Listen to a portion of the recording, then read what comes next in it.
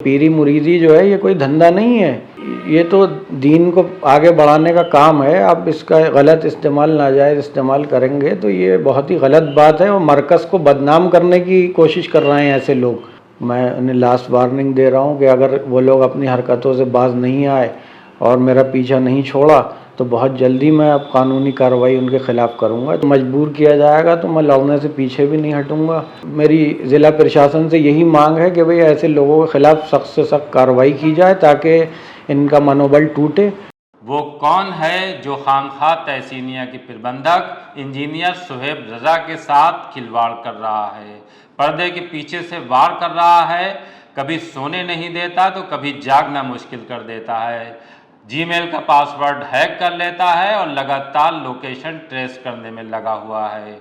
आदाब, नमस्कार, मैं वसीम अख्तर और आप देख रहे हैं द लीडर हिंदी। आपने जो कुछ भी सुना वो सुनने के बाद आपको अटपटा ज़रूर लगेगा, लेकिन जब आप इंजीनियर सुहेब रजा की पूरी बात सुनेंगे तो आपको भी ये संदेह पैदा होगा कि कोई है जो उनके साथ इस तरह से खिलवाड़ कर रहा है। वो उनकी सांसें गिन रहा है, उनका लगातार पीछा कर रहा है, इतना कि वो तंग आ चुके हैं और तंग आने के बाद अब वो एसएसपी से मिलने की तैयारी कर रहे हैं, पुलिस पर भी अपना मामला रख चुके हैं।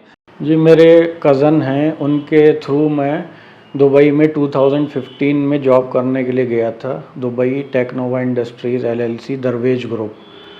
वहाँ पे जाने के बाद उन्होंने मेरा मोबाइल और मेरी तमाम सोशल नेटवर्किंग साइट्स वो हैक कर ली और 1.5 साल तक मुझे बहुत ही ज़्यादा वहाँ पर प्रताड़ित किया गया और मेरा वहाँ पर अपेंडिक्स का ऑपरेशन भी हुआ इन्हीं तकलीफ़ों के चलते। उसके भी प्रमाण मेरे पास हैं। और उसके बाद उन्होंने मुझे टर्मिनेट कर दिया अचानक से। 2 साल का कॉन्ट्रैक्ट था और 16 मंथ में उन लोगों ने मुझे टर्मिनेट कर दिया, ये कह के कि आपको अभी रखेंगे, दूसरा प्रोजेक्ट शुरू हो जाएगा। तब से यहाँ आने के बाद मैं 5 सेल फ़ोन बदल चुका हूँ, जिसमें आईफ़ोन्स भी हैं, एंड्रॉयड फ़ोन भी हैं।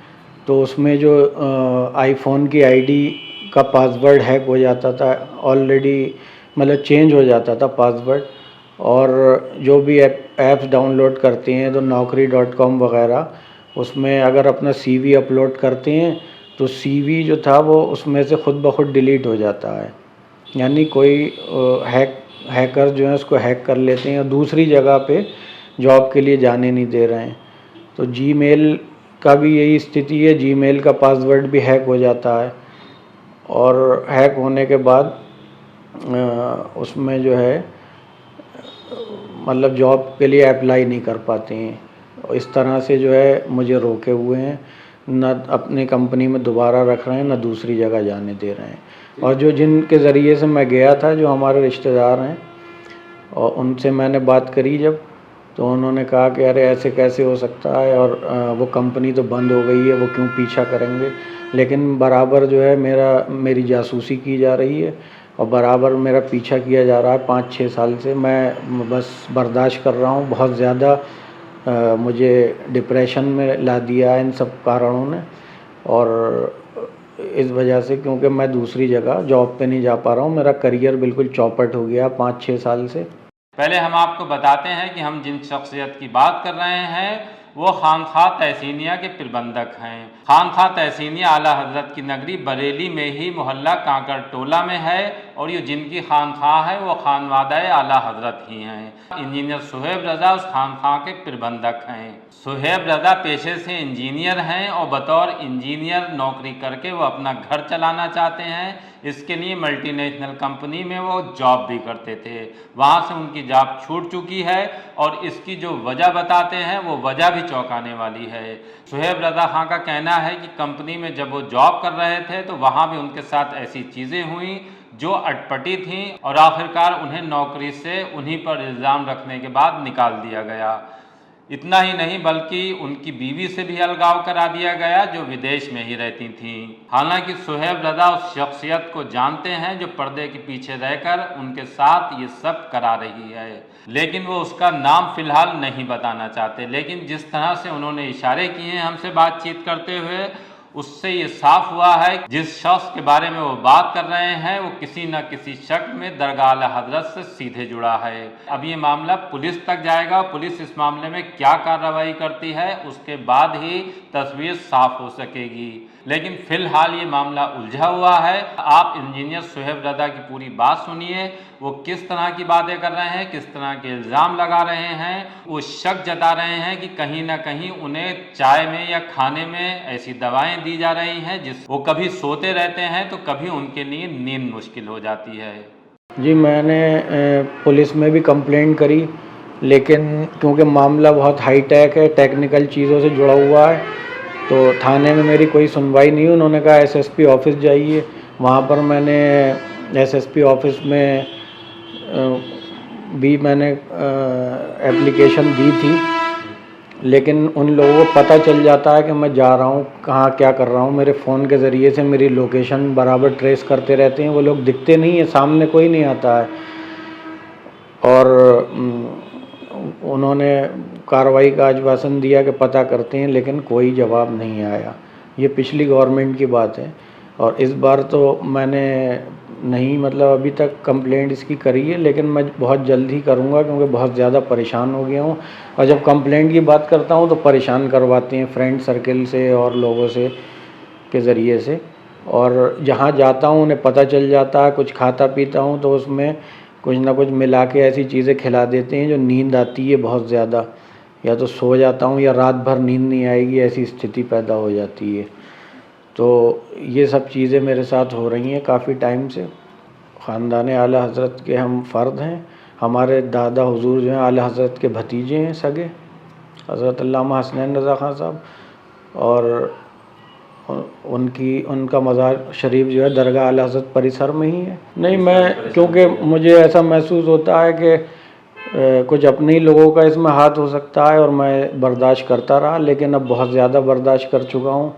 और मैं उन लोगों को, चाहे मेरे रिश्तेदार हों या कंपनी के वो लोग हों, मैं उन्हें लास्ट वार्निंग दे रहा हूँ कि अगर वो लोग अपनी हरकतों से बाज नहीं आए और मेरा पीछा नहीं छोड़ा तो बहुत जल्दी मैं अब कानूनी कार्रवाई उनके ख़िलाफ़ करूँगा, चाहे मुझे सीएम और पीएम तक क्यों ना जाना पड़े, क्योंकि बहुत ज़्यादा मैं परेशान प्रताड़ित हो चुका हूँ। अगर यहाँ से कार्रवाई नहीं होगी तो मैं लखनऊ तक जाऊँगा इस मसले को लेकर के। जी, मैं कुवैत में भी जॉब कर चुका हूँ, सऊदी में भी कर चुका हूँ, और अभी ये दुबई में गया था इस कंपनी में लास्ट, और मुंबई में भी मैंने जॉब करी, इन्वर्टिस यूनिवर्सिटी में भी मैंने पढ़ाया है जी। और तो मुझे जॉब करना अच्छा लगता है और रिज़्क़ हलाल कमाता हूँ मैं इससे। और भाई उधर की पढ़ाई के लिए आलिम मुफ्ती होना ज़रूरी है, तो मैं मुफ्ती तो हूँ नहीं, और मैं कोई ये नहीं चाहता कि फ़ेक टैग लगा के मैं उस चीज़ को मतलब करूँ। तो फतवा जारी तो वही लोग करते हैं जो मुफ्ती होते हैं, तो मैं इसलिए अपना ख़ुद की जॉब करता हूँ मैं। जी, जब तक नौकरी कर रहे हैं कर ही रहे हैं। बाकी ये है कि खिदमत दीन की तो हमारे ख़ानदान के खून में है, और इंशाअल्लाह ताला इल्म हासिल करते रहते हैं। जिस दिन इस लायक हो गए और अल्लाह की इसमें रज़ा शामिल होगी तो इंशाअल्लाह इस फील्ड में भी आएंगे।